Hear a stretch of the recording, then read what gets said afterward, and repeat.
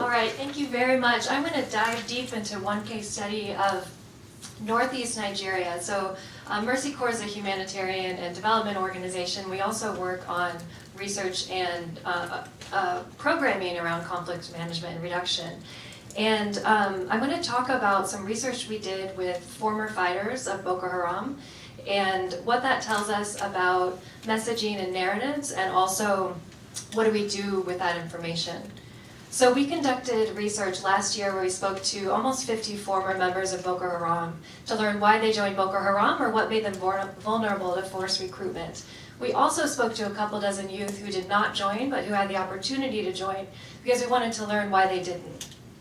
And what we found, one thing we found among the youth who did not join was that many of them said, we see Boko Haram as just as corrupt as the government. We see them as in it for themselves and hypocritical.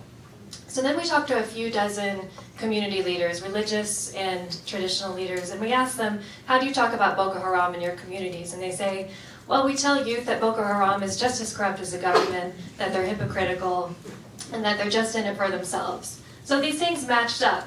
So we saw this local, very organic counter-narrative working for some youth in these communities. So what does that tell us? We think at least, and there are two takeaways from this about good messaging and good narratives. So it's well established, everybody knows that governance grievances, frustration with the government are a driver of violent extremism, not just in Northeast Nigeria, but in all violent extremist contexts. So in this case, we had also seen that communities early on actually supported Boko Haram because they were so fed up with the government that it wasn't able to provide any services, it wasn't present.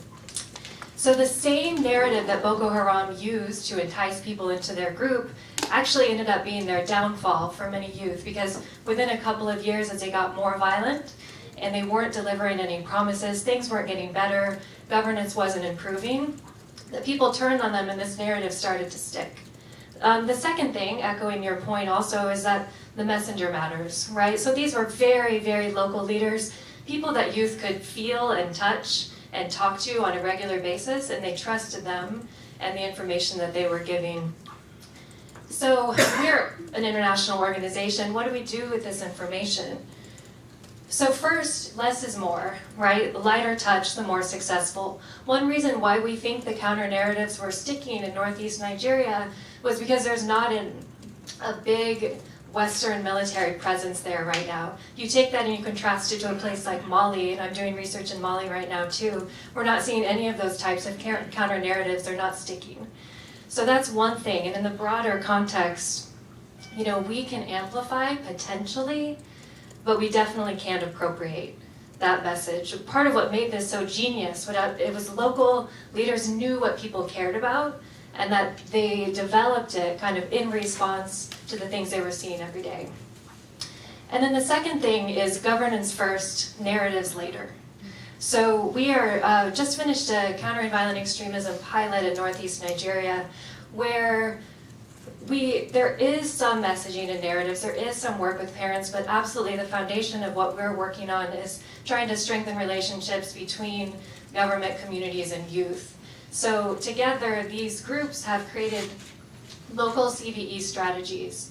And what's the first thing on almost all of their strategies is dig a borehole. And then several steps later, you get to messaging, you get to dialogue. But that is not their priority. They know instinctively that what you need first are governance gains. You need to start addressing the root causes of the problem.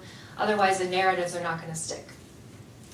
So just to summarize, what we see is that not only might you be wasting your money with narratives if there's nothing to back them up, if there's been no real improvements, if there's no substance behind them, but they might actually be counterproductive. They raise people's expectations, ends up frustrating them more, which continues to drive violent extremism.